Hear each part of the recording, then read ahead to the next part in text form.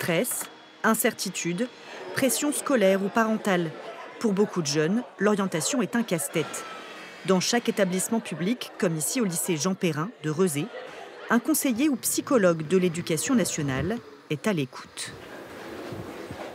Est-ce que vous pouvez me dire où vous en êtes? Comment vous avez procédé? Vous avez écrit des choses? Vous avez juste réfléchi? 3 demi-journées par semaine, Frédéric Alain reçoit les élèves qui le souhaitent, avec ou sans leurs parents. Les rendez-vous sont pris d'assaut, mais sur une année, son service ne peut voir que la moitié des élèves.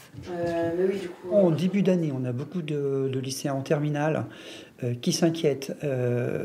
Et petit à petit, effectivement, au fil de l'année, on est plutôt sur des premières ou des secondes qui anticipent pour l'après-bac. Mais pour Chloé, Elliot et Paul, l'heure des choix sur Parcoursup est arrivée avec plus ou moins de certitude. Franchement, là, ça va un peu mieux, mais il y a un mois, j'étais vraiment stressé. Parce qu'en fait, juste ici, je me disais que je voulais faire professeur. On m'avait pas parlé de la prépa. Et après, mon professeur référent, je lui ai demandé est-ce qu'il y a peut-être d'autres choses que je pourrais faire, parce que j'étais quand même peu renseigné, il faut peut-être mettre plusieurs vœux. J'ai pas une idée précise de métier en tête. J'ai ma poursuite d'études, mais pas de métier. L'information, on nous en donne, et aussi il faut quand même aller la chercher, dans la mesure où on va pas nous faire des heures de cours sur Parcoursup. Faut qu'on aille nous-mêmes un peu quand même chercher des informations sur le site. Les jeunes en difficulté, sans aucun projet, bénéficient de parcours personnalisés. Mais tous peuvent se rendre dans les CIO de secteur, les centres d'information et d'orientation. Un service public gratuit de l'éducation nationale, dont l'une des nouvelles missions est de dédramatiser Parcoursup. C'est difficile quand soi-même on est en construction de pouvoir se projeter vers l'avenir. Donc ça, c'est vraiment le je ne sais pas quoi faire. Et puis ce qu'on retrouve aussi beaucoup, c'est cette inquiétude à l'injonction au projet. C'est-à-dire qu'ils ont l'impression que dès la troisième, dès la cinquième, dès la seconde, on leur demande d'avoir un projet. Alors que ce que le ministère souhaite, ce que nous on souhaite en les accompagnant, c'est les mettre en démarche de projet. Reste ce constat, de plus en plus de familles qui le peuvent font appel à des coachs d'orientation privés. Bonjour Lou.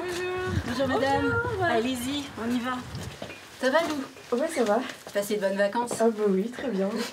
Une démarche assumée par Lou, élève en terminale scientifique, et ses parents. Pour 500 € en 5 séances, la coach a réalisé un bilan approfondi de sa personnalité.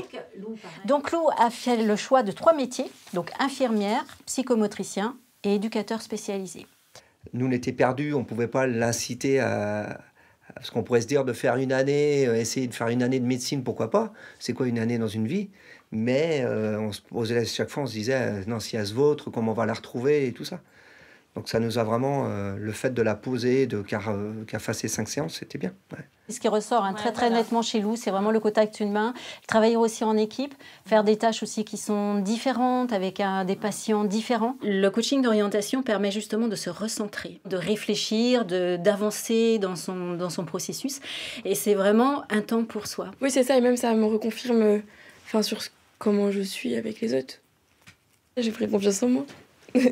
Les élèves ont jusqu'au 14 mars pour formuler leurs vœux sur Parcoursup.